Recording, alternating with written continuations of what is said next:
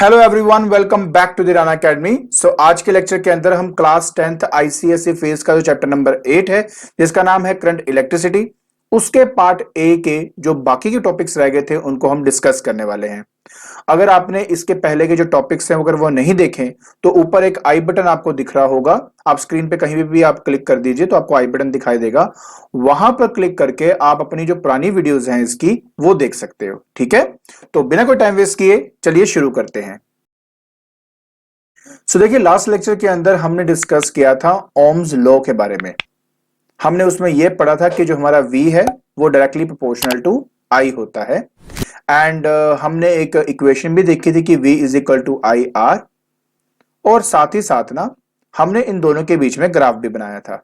ठीक है, जैसे कि मान लीजिए कि मेरे पास यहां पर है वोल्टेज और यहां मान लेते कि मेरे पास करंट है। तो उस कंडीशन में अगर मेरा V directly proportional to I है तो जो ग्राफ है ना वो बिल्कुल एक स्ट्रेट लाइन ऐसे बनेगी और वो ओरिजिन से पास होके जाएगा। ठीक है, तो यही चीज हमने उसमें डिस्कस किया था। और साथ ही साथ ना हमने ये भी देखा था कि अगर मुझे इसकी रेजिस्टेंस फाइंड करनी है तो उसमें आप क्या करेंगे कि दो एक्सट्रीम पॉइंट्स कोई भी आप ले लीजिए, उसके हिसाब से उसका I क्या है V क्या है वो फाइंड कर लो। ठीक है, और फिर फाइनली हमने क्या किया था, फाइनली हमने यहां पे डेल्टा आई निकाला था जो कि चेंज इन करंट को रिप्रेजेंट करता है, डेल्टा वी निकाला था जो कि चेंज इन वोल्टेज को रिप्रेजेंट करता है, और स्लोप निकालने के लिए इन दोनों को डिवाइड किया था, मतलब डेल्टा वी बाय डेल्टा आई किया था। और आप देख सकते हो कि इसी रेशियो को हम कहते हैं रेजिस्टेंस, राइट। अब एक बात आपने समझनी है कि आज हमने स्टडी करना है, सबसे पहला टॉपिक वो है हमारा ohmic and non ohmic resistor. और अगर आपने इसकी डिटेल स्टडी करनी है तो मैंने आपको पहले ही कहा है कि कहीं भी आप क्लिक कर दीजिए, आपके पास जो आई बटन आएगा उसके अंदर मैंने प्रीवियस वीडियो का जो लिंक है वो डाला हुआ है, तो आप आराम से पहले उसको स्टडी कर लीजिए अच्छे से। ठीक है, तभी आपको आज का टॉपिक समझ में आएगा। Alright, so ohmic and non ohmic resistors क्या होते हैं। तो सबसे पहले हम बात करेंगे ओमिक रेजिस्टर की। तो बेसिकली देखो, वो कंडक्टर्स जो ओम्स लॉ को ओबे करते हैं उनको कहा जाता है आपका ओमिक रेजिस्टर। ठीक है, उसको लीनियर रेजिस्टर भी कहते हैं। लीनियर इसलिए कह देते हैं क्योंकि आप देख सकते हो कि जैसे जैसे V की वैल्यू बढ़ेगी वैसे वैसे I की वैल्यू भी बढ़ती है और हमें एक स्ट्रेट लाइन का ग्राफ मिलता है। इसकी सबसे बड़ी पहचान क्या है? पहचान यह है कि आपकी जो ग्राफ है, पहली बात तो वो स्ट्रेट होना चाहिए, और दूसरा वो हमारा ओरिजिन से, इसको ओरिजिन कहते हैं, तो इसमें से पास होना चाहिए। अगर ये हो रहा है और जो रजिस्टर जिनका ग्राफ अगर हम बनाएं वो ऐसा ग्राफ बन रहा है तो हम कहेंगे कि वो हमारे ओमिक रजिस्टर है। ठीक है, लेकिन सबसे इंपॉर्टेंट बात पता क्या है यहां पर? सबसे इंपॉर्टेंट बात यह है कि ये जितना भी आप देख रहे हो कि V directly proportional to I, वो तभी पॉसिबल है अगर आपका R कांस्टेंट है। R जो है वो रेजिस्टेंस होता है और वो टेम्परेचर पे डिपेंड करता है। तो अगर आपका टेम्परेचर अगर कांस्टेंट नहीं है तो ये ग्राफ तो आप भूल जाइए, आपको ऐसा कभी नहीं मिलेगा। ठीक है, तो देखिए तभी हम एग्जांपल्स में भी यही कहते हैं कि जैसे ऑल मेटेलिक कंडक्टर, जैसे कि आपके पास सिल्वर हो गया, एल्यूमिनियम हो गया, कॉपर हो गया, आयरन हो गया, ठीक है, निक्रोम हो गया, copper sulphate solution with copper electrodes and dilute sulphuric acid, ये सभी के सभी ओमिक बिहेवियर शो करेंगे अगर एट कांस्टेंट टेम्परेचर होगा। तो प्लीज याद रखना कि जब हम ओमिक रेजिस्टर की बात करते हैं तो टेम्परेचर कांस्टेंट होना चाहिए, दूसरा ओम्स लॉ को ओबे करना चाहिए, मतलब V directly proportional to I होना चाहिए। जब हम बात करते हैं नॉन ओमिक रेजिस्टर्स की तो ऑब्वियस सी बात है ना कि ओमिक वो जो ओम्स लॉ ओबे करते हैं, नॉन ओमिक वो जो ओम्स लॉ को ओबे नहीं करते। ठीक है, तो ये आपका उसमें क्या बन जाता है कि ये इसकी डेफिनेशन बन जाती है। अब सबसे बड़ी बात इसकी पहचान देखिए, आपको मैं ऑलरेडी बता चुका हूं कि अगर मेरे पास VI का ग्राफ है, मान लो ये मेरा V है और ये मेरे पास I है, उस कंडीशन के अंदर हमारा जो ग्राफ है वो कभी भी स्ट्रेट नहीं बनता, वो कर्व्ड ग्राफ बनता है। मैं आपको ना एक सिंपल सा एग्जांपल देता हूं। मान लीजिए कि मेरे पास एक बल्ब है। ठीक है, तो ये क्या है, मेरे पास एक बल्ब हो गया। मान लीजिए रेजिस्टेंस की जगह पे मैं एक बल्ब लगा देता हूं और मैं देखिए मैं प्लेस सर्किट भी बना देता हूं कि देखिए ये मैंने पॉजिटिव अटैच कर दिया, यहाँ पे नेगेटिव अटैच कर दिया, फिर मैंने की लगा दिया, की लगाने के बाद मैंने यहाँ पे एमीटर लगा दिया, एमीटर लगाने के बाद मेरे पास एक रियोस्टेट है उस रियोस्टेट से मैं इसकी करंट की वैल्यू चेंज कर सकता हूं ना, इसलिए वो लगा दिया। अब इसकी पोटेंशियल डिफरेंस पता करने के लिए बिल्कुल इसके पैरेलल में यहां पर मैंने क्या लगा दिया, अपना वोल्ट मीटर लगा दिया। ठीक है, तो ये मेरा एक नॉर्मल सर्किट है जो मैंने आपके सामने यहां दिखाया है। तो रियोस्टेट की हेल्प से मैं करंट और वोल्टेज की वैल्यू को चेंज कर सकता हूं। ठीक है, अब देखिए क्या हुआ कि इनिशियली ना जब हम इसमें से करंट को पास करते हैं तो इनिशियली क्या होता है कि जैसे जैसे आपका V बढ़ता है वैसे वैसे आपका I बढ़ता है। लेकिन आफ्टर सम टाइम क्या देखने को मिलता है कि आपकी जो V की वैल्यू है वो तो बढ़ती जा रही है, लेकिन जो करंट है ना वो लगभग आपका कांस्टेंट हो जाता है। अमल कहने का मतलब क्या है कि आपका ना देखो इस तरह से केस बनेगा कि पहले क्या रहा, ये आपका लगभग स्ट्रेट रहा और उसके बाद जो कर्व है वो आपका ऐसे बन जाता है। अब ये कर्व क्या बताता है, इसका मतलब क्या है, मैं आपको वो समझाता हूं, थोड़ा समझने की प्लीज कोशिश करना। सबसे पहली बात आपको पता ना कि वी आई ग्राफ के अंदर क्या होता है, वी आई ग्राफ के अंदर अगर मैं स्लोप निकालूं तो रेजिस्टेंस देता है, राइट। सो देखिए इस केस में क्या है कि थोड़ी देर के लिए तो यहां पर रेजिस्टेंस सेम है, बट जैसे जैसे जैसे हम बढ़ते जाते हैं आगे, वोल्टेज बढ़ती जाती है, करंट की वैल्यू कम होनी शुरू हो जाती है। इसका मतलब रेजिस्टेंस बढ़ती जा रही है। और हमारे मन में सबसे पहला सवाल ये आता है कि सर ऐसा ग्राफ क्यों बनता है, इसका रीजन क्या है। देखो इसका रीजन बहुत सिंपल है। पहली बात तो आपको पता कि जो फिलामेंट है बल्ब का वो टंगस्टन से बना होता है, राइट। तो जैसे जैसे आप इसकी वोल्टेज को बढ़ाते हो, इसमें से करंट आपका पास करता है, तो जूल हीटिंग इफेक्ट से, जो कि हमारा हीट का फॉर्मूला है दैट इज I²RT। तो अगर तुम आई को बढ़ाओगे तो ऑटोमेटिकली क्या होता है, वो उसमें से जो वायर है ना उसमें से हीट निकलनी शुरू हो जाती है, मतलब उसका टेम्परेचर राइज होना शुरू हो जाता है। और अगर किसी फिलामेंट का टेम्परेचर में अगर चेंज आएगा तो मतलब उसके रेजिस्टेंस में भी चेंज आएगा, क्योंकि इसका टेम्परेचर लगातार इंक्रीज करता है। सो देयरफॉर जो रेजिस्टेंस है वो भी लगातार इंक्रीज करती है। और अगर रेजिस्टेंस लगातार इंक्रीज करेगी तो जो करंट की वैल्यू है वो आपकी डिक्रीज होनी शुरू हो जाएगी। अब हमें कैसे पता कि सचमुच में करंट में क्या हो रहा है क्या नहीं हो रहा, तो देखिए पहले ग्राफ को ध्यान से देखा करो, ग्राफ से बहुत बातें आपको क्लियर हो जाती हैं।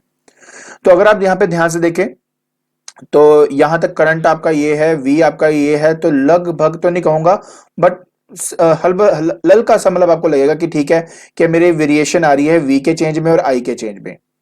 पर जैसे आप यहां पे देखते हो, देखो यहां वाले पे देखते हो, तो इस पॉइंट में क्या देखोगे कि आई में इतना चेंज नहीं है जितना आपके वी में चेंज आ रहा है। तो देखिए अब फिर थोड़ा ध्यान से देखना, आई में इतना चेंज नहीं है, बट अगर आप वी के गैप देखोगे तो गैप इसका बढ़ना शुरू हो जाएगा। अब आप ये देखिए, ये देखिए मैं जानबूझ के जो आई का गैप है वो लगभग सेम रख रहा हूं, बट अगर आप ध्यान से देखें तो जो वी का गैप है वो बढ़ता जा रहा है।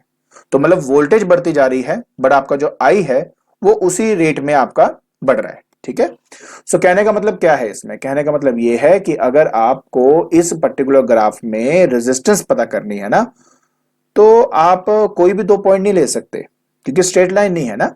तो क्या करेंगे, स्टेप ये होता है कि मान लो आपने एक पर्टिकुलर पॉइंट ले लिया और उस पर्टिकुलर पॉइंट पर आपको रेजिस्टेंस पता करनी है, तो क्या करेंगे, सबसे पहले देखो हम क्या करेंगे कि इसके ऊपर ना हम एक टेंजेंट ड्रॉ करेंगे।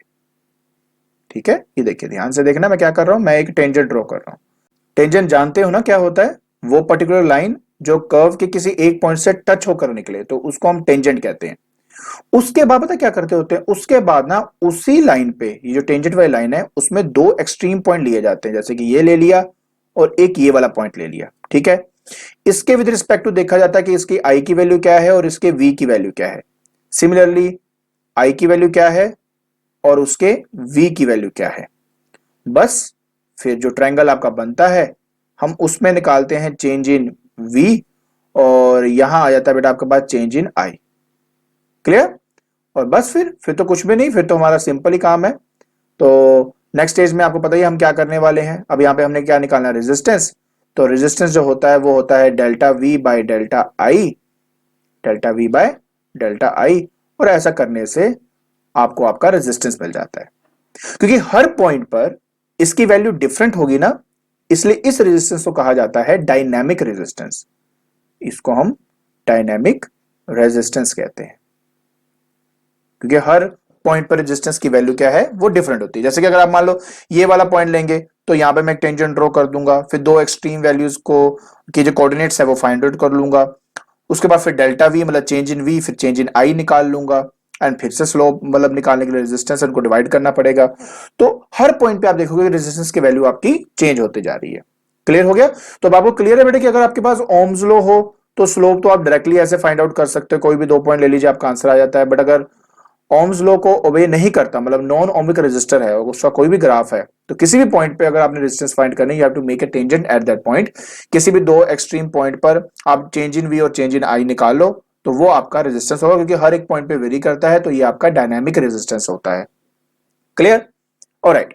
सो अब इसमें इंपॉर्टेंट नोट क्या है? नोट आपने ये करना है, जो समझने वाली बात है उसमें ये है कि अगर हम बात करते हैं ओमिक रेजिस्टेंस की, तो कहते हैं it is necessary that the straight line on VI graph passes through the origin.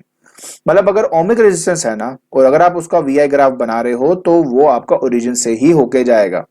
But अगर नॉन ओमिक रेजिस्टेंस है, तो ये नेसेसरी नहीं है कि जो कर्व है वो आपका जो वीआई ग्राफ में जो कर्व मैं बना रहा हूं वो ओरिजिन से पास करेगा ही करेगा, ऐसा नहीं होता आपका। क्लियर? चलिए अब आगे देखते हैं। फिर हमारे पास आता है factors affecting the resistance of the conductor. ठीक है, देखिए सबसे पहला फैक्टर जो रेजिस्टेंस डिपेंड करता है वो करता है आपका टेम्परेचर के ऊपर। मैं बार बार आपको लगातार ये बात बोलता जा रहा हूं कि अगर आपका टेम्परेचर राइज करता है तो रेजिस्टेंस राइज करता है। और उसका रीजन क्या है? क्योंकि टेम्परेचर राइज करने से, मैंने आपको पहले भी अपने पुराने लेक्चर्स में बताया था कि हमारे जो आयंस होते हैं, जो एटम्स होते हैं, वो अपनी मीन पोजीशन में वाइब्रेट करते हैं। इवन जो इलेक्ट्रॉन्स है उनकी काइनेटिक एनर्जी बढ़ जाती है। बेसिकली नंबर ऑफ कोलिजन्स बढ़ जाते हैं, और नंबर ऑफ कोलिजन बढ़ने का मतलब है कि जो रेजिस्टेंस है वो आपकी इंक्रीज कर गई। तो अगर आपने इसकी डिटेल समझना है तो मैंने पुरानी वीडियो में डाला हुआ है। तो बेसिकली क्या है कि अगर आपका टेम्परेचर राइज कर रहा है तो ऑटोमेटिकली आप कह सकते हो उसका रेजिस्टेंस भी राइज कर रहा है। उसके अलावा जो आपका रेजिस्टेंस है वो डायरेक्टली प्रोपोर्शनल टू लेंथ होता है, लेंथ ऑफ द वायर। देखिए मान लीजिए कि मेरे पास यहां पे एक वायर है जिसकी लेंथ है L, और आपने जो लेंथ है वो डबल कर दी। Area of cross section same रखा है, बट ओनली लेंथ आपने डबल कर दी। तो बेटा अगर इसकी रेजिस्टेंस R है ना, तो ये 2R हो जाएगा, मतलब इसकी रेजिस्टेंस जो है वो बढ़ जाएगी। अब इसका रीजन क्या है? देखो सिंपल सी बात है, यहां पर आपके नंबर ऑफ आयंस कम है, यहां पे number of ions and electrons आपके ज्यादा होंगे, तो मतलब ज्यादा नंबर ऑफ कोलिजन्स होंगी जब वो एक पॉइंट से दूसरे पॉइंट पे इलेक्ट्रॉन आपका जाएगा। ठीक है, तो नंबर ऑफ कोलिजन ज्यादा बढ़ने की वजह से आपकी जो रेजिस्टेंस है वो आपकी बढ़ जाती है। So that is the reason behind it कि लेंथ अगर बढ़ेगा तो रेजिस्टेंस क्यों आपकी बढ़ती है। उसके बाद inversely proportional to area of cross section होता है। मेरे पास प्लीज समझने की कोशिश करना, मैं मतलब क्या है इसका। जैसे कि मान लीजिए कि बेटा मेरे पास एक वायर है, ठीक है, उस वायर का जो आपका रेडियस है ना वो मान लेते हैं कि R है। रेडियस का है R है, तो इसका जो एरिया ऑफ क्रॉस सेक्शन होगा वो हो जाएगा पाई R का स्क्वायर। ठीक है, अब मैंने सिर्फ क्या किया, मैंने एक ऐसी वायर ले ली कि लेंथ तो सेम है, बट उसका जो रेडियस है ना वो इससे डबल ले लिया मैंने। इससे क्या ले लिया? डबल। जैसे कि ये R है तो समझ लेते हैं कि मैंने इसको क्या ले लिया? 2R ले लिया। अब ऐसे कंडीशन के अंदर अगर मैं इसका एरिया ऑफ क्रॉस सेक्शन निकाल लूं तो ये पाई इंटू 2R का स्क्वायर हो जाएगा, मतलब ये हो जाएगा 4 पाई R का स्क्वायर। तो इसको मैं न्यू कर देता हूं, इसको ओल्ड कर देता हूं। ठीक है, सो आप देख सकते हो बेटा जो new area of cross section है आपका वो 4 टाइम्स हो जाता है ओल्ड वाले के। मतलब क्या? मतलब ये कि just by double the radius या डबल द डायमीटर अगर आप कर देते हो तो एरिया ऑफ क्रॉस सेक्शन इतना ज्यादा बढ़ जाता है कि मेरे इलेक्ट्रॉन्स को काफी स्पेस मिल जाती है एक पॉइंट से दूसरे पॉइंट में जाने के लिए। जैसे कोलिजन्स होती थी, राइट? तो अगर मेरे पास ये कंडक्टर है तो पहले अगर बहुत नजदीक नजदीक होंगे तो इलेक्ट्रॉन को निकलना मुश्किल हो जाएगा, बट अगर मैं इसको बढ़ाकर इसका गैप अगर इंक्रीज कर दूं तो इलेक्ट्रॉन उतने ही आसानी से इसमें से जा सकते हैं। तो कहने का मतलब यह है कि अगर एरिया ऑफ क्रॉस सेक्शन आपका बढ़ेगा तो जो रेजिस्टेंस है वो आपकी कम हो जाती है, ऑब्स्ट्रक्शन जो है वो कम हो जाती है। तो इस वजह से बेटा हमारा ये वाला फैक्टर आता है। फिर ऑब्वियस है बेटा कि ये मटेरियल पे तो डिपेंड करता ही है। ठीक है, डिपेंड्स अपॉन मटेरियल। आप अच्छी तरह जानते हो कि अगर मैं बात करता हूं सिल्वर की, गोल्ड की, एल्यूमिनियम की, कॉपर की, तो ये वो कंडक्टर्स हैं जिनकी कंडक्टिविटी ज्यादा है। मतलब ये कि इनकी रेजिस्टेंस क्या है, बहुत कम होती है, इसमें हमारे पास फ्री इलेक्ट्रॉन्स होते हैं और आसानी से वो मूव करवाते हैं from one point two another point. इसलिए तो हम अपने घर के अंदर इलेक्ट्रिसिटी को लाने के लिए या मूव कराने के लिए हम कॉपर वायरिंग का इस्तेमाल करते हैं। देखो वैसे सिल्वर बेस्ट है, मैं मानता हूँ इस चीज के बारे में, या गोल्ड तो उससे भी बेस्ट है, बट कॉस्टली बहुत ज्यादा है ना, इसलिए हम उनका इस्तेमाल नहीं कर सकते। सिर्फ इसी वजह से हम वो पर्टिकुलर मटेरियल लेते हैं जो कॉस्ट इफेक्टिव भी हो और जिसमें काफी फ्री इलेक्ट्रॉन्स भी हो, जिनमें से आसानी से हम अपने इलेक्ट्रॉन्स को मूव करवा सकें और रेजिस्टेंस की क्या हो, कम हो। क्लियर। और जहां तक बात रह गई हमारे इंसुलेटर्स की, तो आप अच्छी तरह जानते हो कि इंसुलेटर्स में हमारे पास जो नंबर ऑफ फ्री इलेक्ट्रॉन्स हैं वो कम होते हैं, और क्योंकि उसमें नंबर ऑफ फ्री इलेक्ट्रॉन्स कम है, ऑटोमेटिकली आप समझ सकते हो कि उसकी जो रेजिस्टेंस है वो आपकी ज्यादा होगी, कंडक्टिविटी कम है ना, नंबर ऑफ इलेक्ट्रॉन्स कम है तो कंडक्टिविटी कम होगी, मतलब रेजिस्टेंस ज्यादा है उसकी। तो बेसिकली देखा जाए तो रेजिस्टेंस ऑफ ए कंडक्टर चार चीजों पे डिपेंड करता है। पहले तो टेम्परेचर पे, अगर टेम्परेचर बढ़ेगा रेजिस्टेंस बढ़ेगी। दूसरा लेंथ पे, लेंथ बढ़ाओगे तो नंबर ऑफ कोलिजन बढ़ेगी जिसकी वजह से रेजिस्टेंस बढ़ती है। दूसरा सॉरी तीसरा आपका डिपेंड करता है एरिया ऑफ क्रॉस सेक्शन में, अगर आप एरिया ऑफ क्रॉस सेक्शन को बढ़ाते हो तो रेजिस्टेंस आपकी कम हो जाती है क्योंकि नंबर ऑफ कोलिजन कम हो जाती है। उसी तरह अगर मैं बात करूं मटेरियल की, तो हर मटेरियल के अंदर depending upon number of free electrons कितने हैं और कितना इजिली वो मूव कर सकते हैं, हर एक मटेरियल की जो रेजिस्टेंस है वो डिफरेंट होती है। क्लियर। तो चलिए अब एक काम करते हैं, हमने थोड़ी बहुत थ्योरी तो पढ़ी ली है, हमने देख लिया कि रेजिस्टेंस टेम्परेचर पे कैसे डिपेंड करता है और बाकी किसी फैक्टर्स पे कैसे डिपेंड करता है। तो चलिए एक क्वेश्चन करते हैं।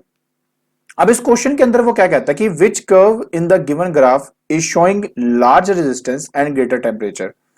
देखो सिंपल सी बात है, हमें पता है कि अगर किसी ग्राफ का या किसी कर्व का रेजिस्टेंस ज्यादा होगा तो उसका टेम्परेचर ज्यादा होगा, और ये है V I graph, I V graph नहीं है। मैंने आपको पहले भी बताया था कि वी आई ग्राफ का अगर आप स्लोप निकालते हो तो जिसका स्लोप ज्यादा उसकी रेजिस्टेंस ज्यादा, बट अगर आई वी ग्राफ का स्लोप निकालते हो तो जिसका स्लोप ज्यादा उसकी रेजिस्टेंस कम होती है। ठीक है। अब ग्राफ में देखकर कैसे आइडेंटिफाई होता है कि किसका स्लोप ज्यादा है किसका स्लोप कम, तो देखिए वैसे तो तरीका तो यही है कि चेंज इन वी और चेंज इन आई देख लो, किसमें ज्यादा और किसमें कम है, उस हिसाब से पता लग जाता है। और सबसे बेस्ट तरीका यह भी है कि आप क्या करो कि उसका ना एंगल बना लो। ठीक है, जैसे कि मैं आपको यहां पर दिखाता हूं, जैसे कि यहां पर मैं फिर से बना देता हूं ये वाला। देखिए ये एंगल बना रहा है थीटा 1 और ये एंगल बना रहा है आपका थीटा 2। तो बेसिकली जिसका एंगल ज्यादा ऑटोमेटिकली उसका स्लोप भी ज्यादा। ठीक है। तो ये जो ए वाला है ना, मैं यहां लिख सकता हूं कि आपका जो स्लोप है ए का वो ग्रेटर है स्लोप ऑफ बी के, स्लोप है बी के। सो इसी वजह से क्योंकि ये वी आई ग्राफ है, so resistance of A is greater than resistance of B. तो पहले पार्ट का आंसर आ गया। और अभी मैंने बताया कि रेजिस्टेंस जो है वो डायरेक्टली प्रोपोर्शनल होता है टेम्परेचर के, तो मतलब temperature of A is greater than temperature of B. तो बेटा देखो इस तरीके से हम आसानी से आइडेंटिफाई कर सकते हैं ग्राफ को देखकर कि किसका टेम्परेचर ज्यादा है किसका टेम्परेचर कम है। क्लियर। तो चलिए अब हम नेक्स्ट टॉपिक देखते हैं। फिर हमारे पास आता है स्पेसिफिक रेजिस्टेंस और रेजिस्टिविटी। अब देखिए इसका मतलब क्या है। हमने ना ये तो पढ़ लिया था कि हमारा जो आर है वो चार फैक्टर पे डिपेंड करता है। कौन कौन सा फैक्टर था? वो टेम्परेचर पे डिपेंड करता था, लेंथ पे डिपेंड करता है, एरिया ऑफ क्रॉस सेक्शन पे डिपेंड करता है, मटेरियल पे डिपेंड करता है। ठीक है। तो हमने क्या किया, हमने कहा कि देखो R is directly proportional to L. मैंने कहा बिल्कुल ठीक है जी। हमने कहा कि एरिया पे कैसे डिपेंड करता है, हमने कहा इनवर्सली प्रोपोर्शनल टू ए। मैंने कहा बिल्कुल ठीक है, ऐसे ही करता है ये। तो इन दोनों को कंबाइन कर देते हैं। तो जब हमने कंबाइन किया तो हमारे पास बना R directly proportional to L upon A. ठीक है। जब भी आप एक डायरेक्टली प्रोपोर्शनलिटी का साइन हटाते हो तो यहां पर एक कांस्टेंट इंट्रोड्यूस करना पड़ता है। तो जैसे कि आर इज इक्वल टू यहां पे आता है रो एल बाय ए। ठीक है। तो ध्यान से सुनो मैंने क्या कहा, ये रो है आर एच ओ। ठीक है। बेसिकली क्या है कि ये है कांस्टेंट, क्या है, कांस्टेंट है, और यही है जिसका नाम है रेजिस्टिविटी या स्पेसिफिक रेजिस्टेंस। रेजिस्टिविटी या स्पेसिफिक रेजिस्टेंस कहा जाता है।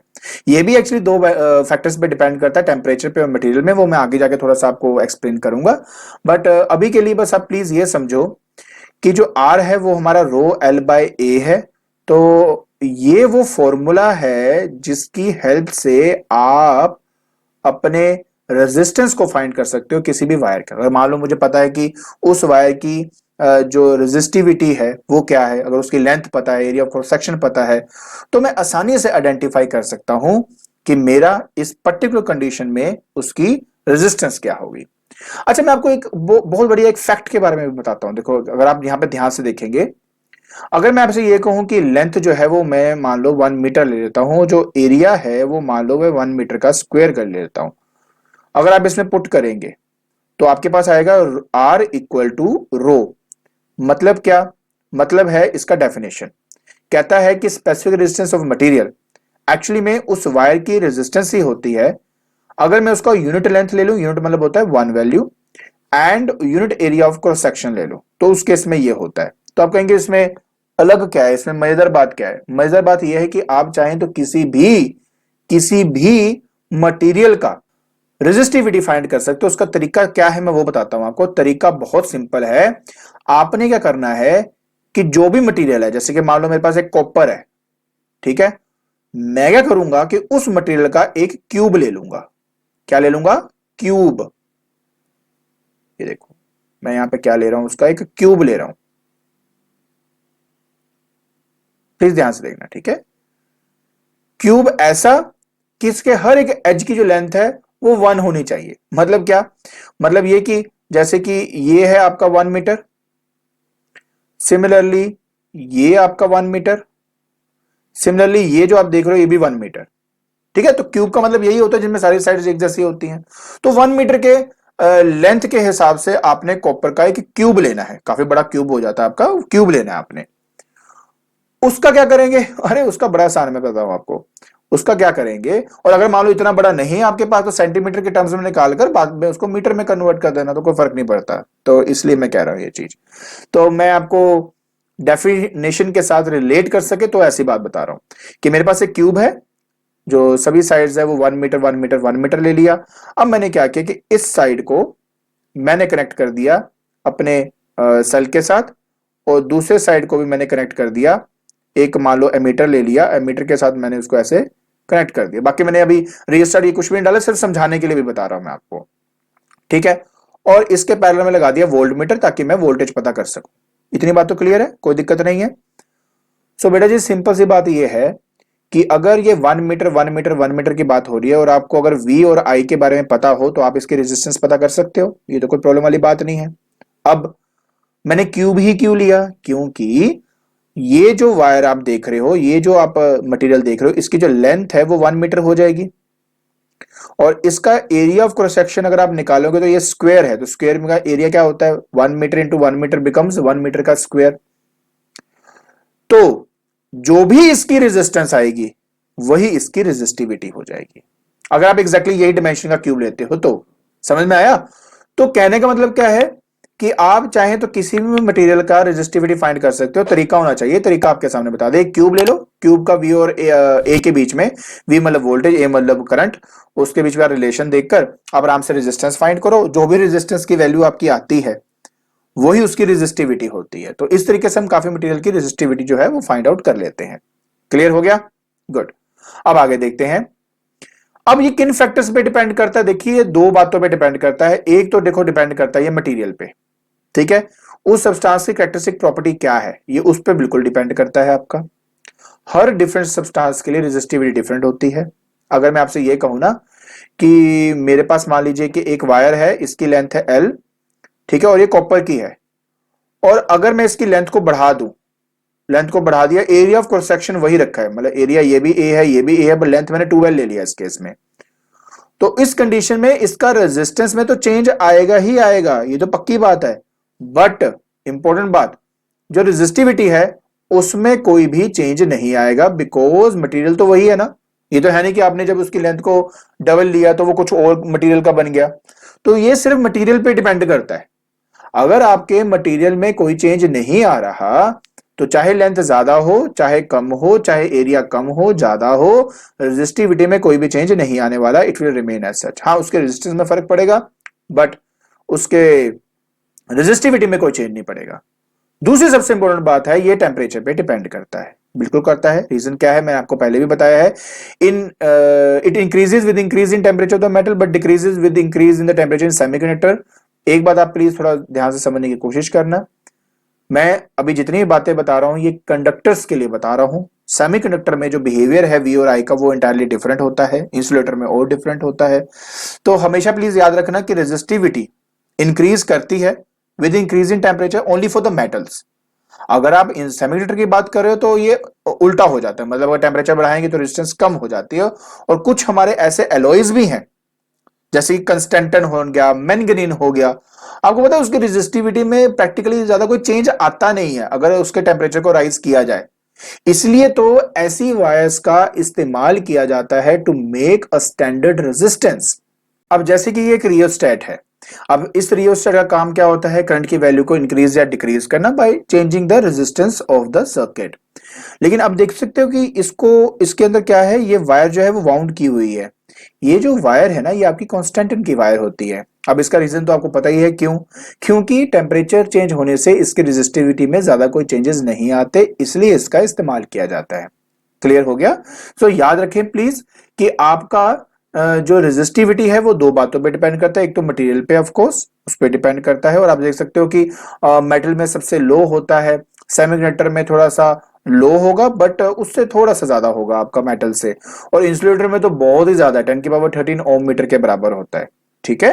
हाँ, जहां तक बात रहेगी इसके यूनिट की तो वो भी एक आपको दिखा देता हूं, वहां पे आपने देख लिया, वैसे तो ओम मीटर है बट आया कहां से, जैसे कि एक रो है, रो निकालेंगे तो क्या होगा, that will be R into A divide by L हो जाएगा, राइट। अब देखिए आर का तो ओम होता है, ए का होता है मीटर का स्क्वायर, और नीचे आपके पास मीटर है, कटेगा तो आंसर आपका ओम मीटर आ जाएगा, ओम मीटर। सो ये आपका क्या हो गया, यूनिट हो गया। क्लियर। चलिए आगे देखते हैं। फिर अब इसमें नोट क्या है, नोट बहुत इंपॉर्टेंट है, प्लीज समझना इस बात को। सो नोट ये कहता है the specific resistance of material of a conductor is constant eight A given temperature and it does not depend on the shape and size of the conductor. मैंने just अभी आपको एग्जांपल दी थी कि चाहे length कम है ज्यादा है, एरिया कम है ज्यादा है, रेजिस्टिविटी पे कोई भी इफेक्ट नहीं पड़ता, ये सिर्फ मटेरियल पे डिपेंड करता है। हाँ रेजिस्टेंस में चेंज आएगा ऑफ कोर्स क्योंकि वो लेंथ और एरिया पे डिपेंड करता है, बट रेजिस्टिविटी में कोई भी आपका चेंज नहीं आएगा। और स्पेसिफिक रेजिस्टेंस जो है किसी मटेरियल का कांस्टेंट है एक कांस्टेंट टेम्परेचर पे ही, क्योंकि टेम्परेचर चेंज करेंगे तो रेजिस्टिविटी में भी चेंज आएगा, और क्योंकि रेजिस्टिविटी में चेंज आता है इसलिए रेजिस्टेंस में भी चेंज आ जाता है आपका। तो ये बात प्लीज हमेशा याद रखना। तो चलिए अब हम आगे देखते हैं। अब क्योंकि हमने रेजिस्टेंस के बारे में पढ़ लिया है, उसको कैसे फाइंड आउट करते हैं उसके बारे में पढ़ लिया, हमने उसके फैक्टर्स के बारे में पढ़ लिया, रेजिस्टिविटी के बारे में पढ़ लिया, तो क्यों ना अब हम उसको अप्लाई करके देखें। तो देखिए अब हम 3 न्यूमेरिकल्स करेंगे ताकि आपको समझ में आए कि इसको अप्लाई कैसे किया जाता है। तो सबसे पहले आता है a torch bulb when cold has a resistance 1 ओम। ठीक है, जब ठंडा था बल्ब मेरा तब उसका रेजिस्टेंस था वो था 1 ओम। फिर कहता है it draws a current 300 milli ampere when glowing from a source of 3 volt. Calculate the resistance of the bulb. Simple सी बात है, मैं क्या करूंगा इस केस में, मेरे पास जो रेजिस्टेंस है उसका फॉर्मूला होता है V अपॉन आई। तो वोल्टेज हमें दिया है 3 वोल्ट का और करंट हमारे पास 300 मिली एम्पियर है, तो 300 इंटू 10 की पावर -3 एम्पियर। तो पहले आपने उसको एम्पियर में कन्वर्ट करना है ना, सो दैट विल बी, अगर आप यहां पे देखते हो तो आपका आंसर 10 ओम आ जाता है। अब हैरानी की बात यह है कि जब ये ठंडा था तब तो 1 ओम है, और जब आपने इसको ग्लो किया तब ये 10 ओम है। तो कहता है explain the reason of the difference in resistance. Of course the reason is that कि when the bulb glows, when bulb glows then its temperature increases and therefore its resistance increases। ठीक है, तो इस तरह से आपने इन क्वेश्चन का जो है इन न्यूमेरिकल्स का आंसर देना, और ऐसे न्यूमेरिकल्स बहुत इंपॉर्टेंट होते हैं, पूछे जाते हैं स्पेशली बोर्ड के अंदर। सो हमारे पास यहाँ पे आ जाता है कि रेजिस्टेंस हमने निकाली 10 ओम, और जब कोल्ड था तब 1 ओम था। तो उन्होंने पूछा कि एक्चुअली में क्या रीजन है इसका, तो रीजन यही है कि अगर आपका बल्ब ग्लो करता है तो उसका टेम्परेचर इंक्रीज करता है, और अगर उसका टेम्परेचर इंक्रीज करेगा मतलब उसकी रेजिस्टेंस भी आपकी इंक्रीज हो जाती है।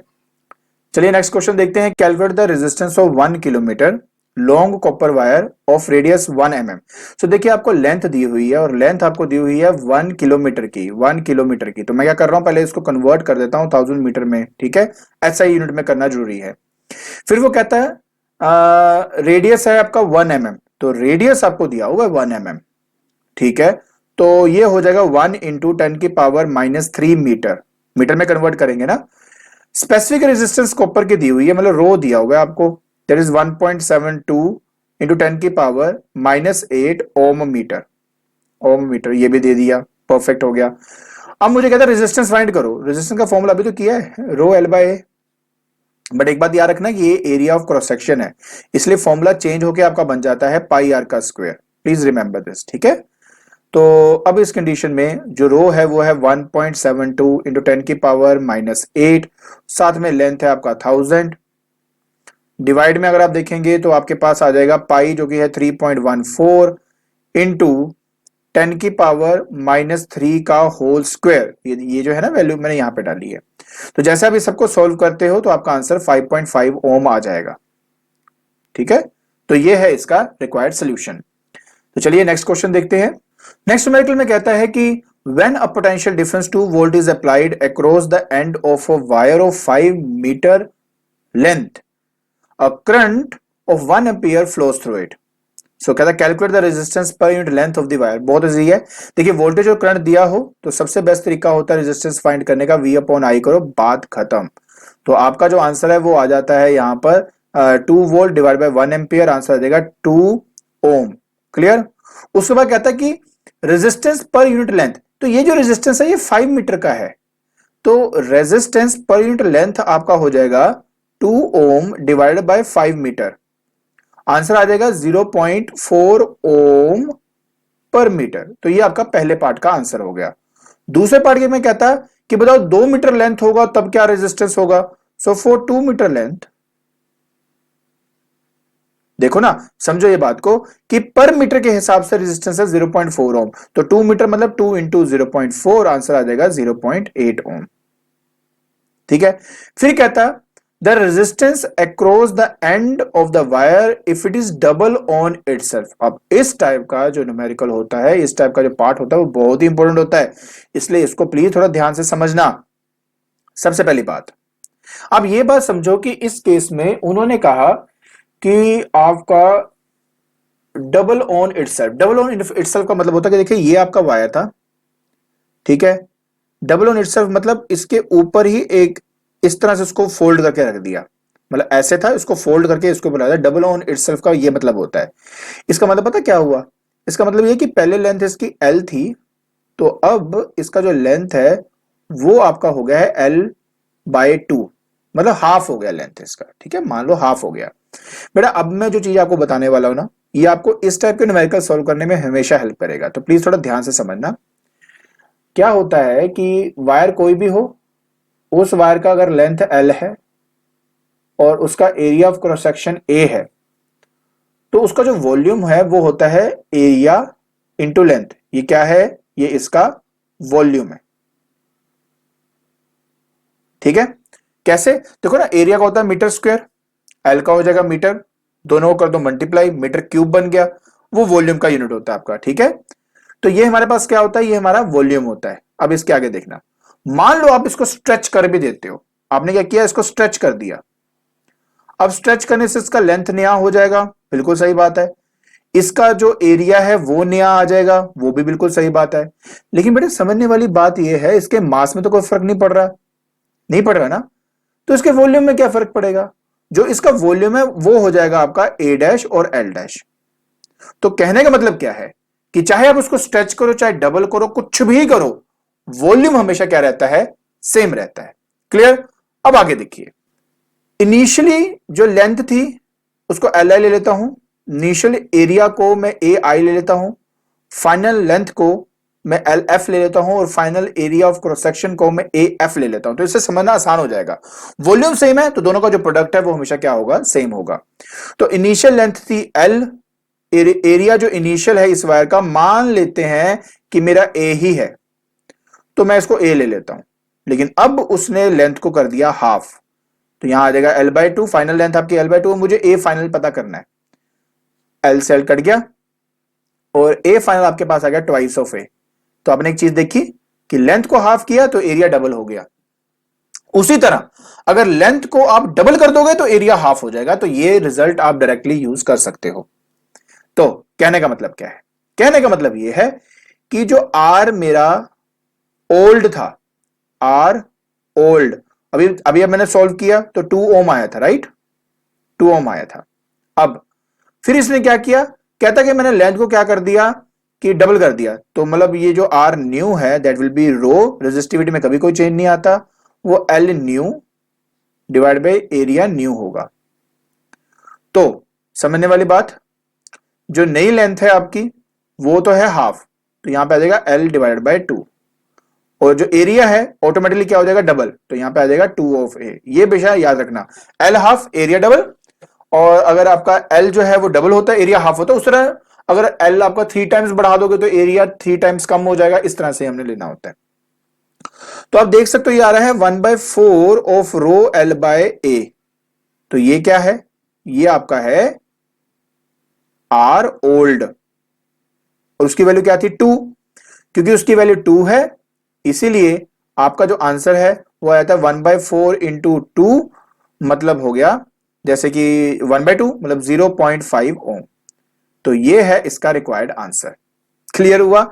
सो प्लीज ये बात समझने की कोशिश करना कि जब कभी भी लेंथ डबल कर दिया, डबल ऑन इटसेल्फ कर दिया, तो उस कंडीशन में इसको सोल्व कैसे करना होता है। तो ये सबसे अच्छा न्यूमेरिकल है, ऐसे न्यूमेरिकल आपके 4 मार्क्स में आ जाते हैं, तो इसलिए तरीका अच्छे से समझ लीजिए। क्लियर? तो चलिए अब हम अपना नेक्स्ट टॉपिक देखते हैं। उसके बाद हमारे पास आता है बेटा कंडक्टिविटी। अब जहां तक कंडक्टिविटी की बात करें, कंडक्टिविटी मतलब 1 अपॉन रेजिस्टिविटी। देखिए क्या है कि पहली बात तो कंडक्टिविटी को हम रिप्रेजेंट करते हैं सिग्मा से, इसको सिग्मा कहा जाता है, दिस इज सिग्मा। एंड ये होता है बेटा 1 अपॉन रो, मतलब 1 अपॉन रेजिस्टिविटी को ही कंडक्टिविटी कहा गया है। डेफिनेशन भी ये 1 upon resistivity is known as conductivity. तो 1 अपॉन अगर मेरे पास ओम मीटर है तो ये आपके पास बेटा ऊपर जाके बनेगा ओम इनवर्स मीटर इनवर्स, या बन जाता है मोहो मीटर इनवर्स या सीमन मीटर इनवर्स। तो आप इस तरीके से बेटा इसको सीमन को बेसिकली एस से रिप्रेजेंट करते हैं, कैपिटल एस से भी आप इसको रिप्रेजेंट कर सकते हो। ठीक है, तो ये कंडक्टिविटी के बारे में बात कर ली हमने। नेक्स्ट हमारे पास आता है बेटा choice of material of wire. अब ये भी बहुत इंपॉर्टेंट है, ये इसके ऊपर भी आपको क्वेश्चन आ जाता है। जैसे कि पहली बात कहता the wire use for electrical connections and for the power transmission. देखिए क्या है, आप देखो जब हमने पावर को ट्रांसमिट करना होता है या करंट को हमने भेजना होता है from power grid to different household, तो उस टाइम हम एक ऐसे वायर का इस्तेमाल करेंगे ऑफ कोर्स जिसकी स्पेसिफिक रेजिस्टेंस जो है वो कम होनी चाहिए। वो रीजन क्या है उसका? रीजन ये है कि अगर उसकी रेजिस्टेंस कम होगी तो कम अमाउंट ऑफ हीट प्रोड्यूस होगी। रीजन, रेजिस्टेंस कम होने का मतलब है कि आपका जो करंट है वो उसमें आसानी फ्लो कर सकता है। रेजिस्टेंस ज्यादा होगी तो आपका लार्ज अमाउंट ऑफ जो इलेक्ट्रिकल एनर्जी है वो हीट की फॉर्म में डिसिपेट आपकी हो जाएगी, तो काफी लॉस ऑफ एनर्जी हो जाती है। तो इसीलिए हमें ऐसा पर्टिकुलर मतलब वायर चाहिए थी कि जिसका जो थिकनेस है वो ज्यादा हो। अब रेजिस्टेंस आपको पता है कि inversely proportional to area of cross section होता है। अगर वो थिक होगा, अगर वो थिक होगा तो ऑटोमेटिकली उसकी रेजिस्टेंस कम होगी। अगर उसकी रेजिस्टेंस कम होगी तो ऑटोमेटिकली जूल हीटिंग इफेक्ट के हिसाब से लेस अमाउंट ऑफ हीट आपकी डिसिपेट होगी। अगर लेस अमाउंट ऑफ हीट अगर आपकी डिसिपेट होगी तो इसका मतलब एनर्जी लॉस कम होगा। तो इसलिए कहा गया है कि such wire should possess negligible resistance and due to the low resistance of the connecting wires the current in the circuit remains unaffected। उसमें ज्यादा फर्क नहीं पड़ता क्योंकि रेजिस्टेंस में अगर चेंज नहीं आएगा तो उसमें क्या फर्क पड़ेगा। and the loss of energy due to heating is prevented, hence they are made of material such as copper और aluminium जिसमें उसकी वैल्यू क्या होती है, लो होती है। और इसलिए हम थिक वायर्स का इस्तेमाल करते हैं, प्रेफर करते हैं ताकि उसकी रेजिस्टेंस क्या हो, लो हो। नोट क्या है, नोट मैंने पहले बता दिया कि स्पेसिफिक रेजिस्टेंस जो सिल्वर की कम होती है as compare to copper, but cost effective होने की वजह से हम कॉपर का इस्तेमाल करते हैं। फिर आता है स्टैंडर्ड रेजिस्टेंस बनाने के लिए वायर्स। देखिए सिंपल सी बात है, अब आप कैसी वायर चाहते हो? अब ऐसी वायर चाहते हो ना कि टेम्परेचर के चेंज होने से उसके रेजिस्टेंस में कोई फर्क ना पड़े, क्योंकि अगर रेजिस्टेंस में ही फर्क पड़ गया तो फिर वो काहे का स्टैंडर्ड रेजिस्टर हो गया। ठीक है ना, इसलिए हम इस्तेमाल करते हैं मैंगनीन और कंस्टेंटिन वायर की, बिकॉज उनकी जो स्पेसिफिक रेजिस्टेंस है वो बहुत हाई होती है और टेम्परेचर का उस पर कोई ज्यादा इफेक्ट नहीं होता, तभी कहा गया है कि निग्लिजिबली थोड़ा सा कोई फर्क पड़ गया, अदरवाइज ज्यादा कोई फर्क नहीं पड़ता। फिर हमारे पास आता है फ्यूज वायर। देखिए पहली बात तो आपको ये कंसेप्ट समझना पड़ेगा फ्यूज वायर चाहिए क्या होता है। अब देखिए मान लो कि मेरे पास एक अप्लायंस है, उस अप्लायंस के अंदर अगर मान लेते हैं कि मेरे पास 0.5 एम्पियर से ज्यादा करंट अगर एंटर करेगा तो वो मेरी अप्लायंस खराब हो जाएगी। तो अब हम क्या करेंगे, इससे जस्ट पहले एक लगा देते हैं फ्यूज। उसके अंदर हम एक फ्यूज वायर का बेसिकली इस्तेमाल करते हैं। हमने एक फ्यूज वायर का इस्तेमाल किया, उसका काम क्या है, उसका काम सिर्फ इतना है कि अगर पीछे से मान लेते हैं कि करंट मेरा 0.6 एम्पियर आ गया और इसकी वैल्यू मान लेते हैं जस्ट कि 0.55 है, तो जैसे 0.6 एम्पियर आएगा वो क्या करेगा कि वो करंट इस वायर में से जाएगा। करंट जाने की वजह से ये आपका हीटअप हो जाएगा और हीटअप होने की वजह से यहां से ये सर्किट आपका ब्रेक हो जाएगा, मेल्ट हो जाएगा ना ये सरफेस, तो ये ब्रेक हो जाएगा। अब सर्किट टूट गया तो करंट मेरा फर्दर जाएगा नहीं और मेरा अप्लायंस बच जाएगा, तो इसलिए इसका इस्तेमाल किया जाता है। अब मुझे क्या चाहिए था, मुझे ऐसे पर्टिकुलर मटेरियल की जरूरत थी जिसका मेल्टिंग पॉइंट लो हो। मेल्टिंग पॉइंट क्यों लो हो, ताकि अगर अमाउंट ऑफ हीट प्रोड्यूस हो रही है तो वो जल्दी से मेल्ट हो जाए, मेल्ट होने से क्या हो, सर्किट ब्रेक हो जाए और मेरा अप्लायंस बच जाए। और इसलिए हम एलॉय ऑफ लेड या टिन का इस्तेमाल करते हैं, हम कॉपर या एल्यूमिनियम का नहीं करते। क्यों, क्योंकि उसकी मेल्टिंग पॉइंट जो है वो हाई होता है, आपका 6 एम्पियर भी पास कर जाएगा तो भी ये ब्रेक नहीं होगा, तो ऐसे फ्यूज का क्या फायदा। तो लेड और टिन का मेल्टिंग पॉइंट लो होने की वजह से और स्पेसिफिक रेजिस्टेंस ज्यादा होने की वजह से हम इसका इस्तेमाल करते हैं इंस्टेड ऑफ कॉपर और एल्यूमिनियम। ठीक है, उसी तरह अगर मैं बात करता हूं फिलामेंट ऑफ इलेक्ट्रिक बल्ब की, आपको पता है टंगस्टन बना होता है। आपको पता है कि अगर वो ग्लो करेगा, अगर वो हीटअप होकर गर्म होगा तभी तो ग्लो करेगा। आप एक ऐसे वायर यूज कर ले तो जिसका मेल्टिंग पॉइंट लो है, तो वो पहले ही पिघल जाएगा और सर्किट ब्रेक हो जाएगा। तो इस पर्टिकुलर केस के लिए हम टंगस्टन का इस्तेमाल इसलिए करते हैं कि उसका हाई मेल्टिंग पॉइंट होता है। तो पहले तो पर्पस समझो, पर्पस समझोगे तब समझ में आएगा कि हम पर्टिकुलर वही वायर का इस्तेमाल क्यों करते हैं। उसी तरह हीटर, टोस्टर, अवन, ये सब बनाने के लिए हमें जिस वायर का इस्तेमाल करना होता है वो हमारा निक्रोम वायर है। क्यों, क्योंकि उसकी जो स्पेसिफिक रेजिस्टेंस है वो हाई होती है, और स्पेसिफिक रेजिस्टेंस हाई होने का मतलब हो गया कि जो उसकी रेजिस्टेंस है वो इंक्रीज करती है विद इंक्रीज इन टेम्परेचर। अब रेजिस्टेंस बढ़ेगा तभी तो क्या होगा, ज्यादा अमाउंट ऑफ हीट प्रोड्यूस होगी, ज्यादा अमाउंट ऑफ हीट प्रोड्यूस होगी तभी तो मैं उसको एज ए हीटर, टोस्टर या ओवन में यूज कर सकता हूं। इसलिए हम निक्रोम वायर का इस्तेमाल करते हैं। ठीक है, तो चलिए अब हम अपना आखिरी टॉपिक करें जिसका नाम है सुपरकंडक्टर्स। अब देखिए हमने ये तो समझ लिया था ना कि अगर मान लीजिए टेम्परेचर राइज होता है तो रेजिस्टेंस बढ़ता है, तो उसी तरह उसका इन्वर्स भी तो हो सकता है। मतलब ये कि अगर मैं टेम्परेचर को कम करूं तो रेजिस्टेंस कम भी तो हो सकती है। तो एक्सपेरिमेंटली ये चीज ऑब्जर्व करी गई थी कि जैसे सब्सटेंसेस है ना, लाइक आपका टिन हो गया, लेड हो गया, इनका जो आपका रेजिस्टेंस है वो आपका ट्रमेंडसली डिक्रीज करता है विद डिक्रीज इन टेम्परेचर, और ऑलमोस्ट जीरो हो जाता है in the low temperature range near absolute zero. देखो एब्सोल्यूट जीरो ना बेसिकली आपका 0 केल्विन को कहा जाता है, ये एक आइडियल कंडीशन है, ये अचीव नहीं होता।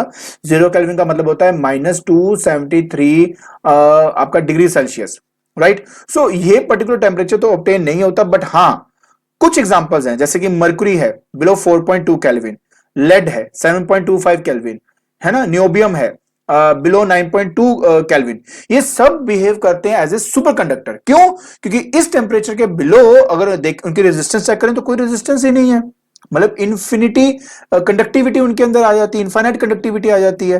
तो उस तरह के सब्सटेंस जिसकी जीरो रेजिस्टेंस हो at a very low temperature, उनको कहा जाता है आपका सुपर कंडक्टर। आई होप आपको आज का जो लेक्चर है वो समझ में आ गया होगा। ठीक है, तो आज के लेक्चर के अंदर हमने बहुत कुछ किया।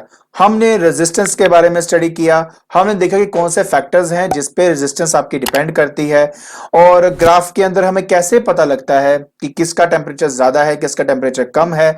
हमने रेजिस्टिविटी के बारे में पढ़ा, वो किस फैक्टर पे डिपेंड करता है उसके बारे में स्टडी किया, और साथ ही साथ रेजिस्टेंस का जो फॉर्मूला था उसके ऊपर हमने न्यूमेरिकल्स किए। तो आज हमने बहुत कुछ किया है, तो एक बार इसको अच्छे से दोबारा ध्यान से पढ़ना, ठीक है, इसको रिवाइज कर लेना, तो इसके अंदर आपके सारे डाउट्स जो हैं वो आपके क्लियर हो जाएंगे।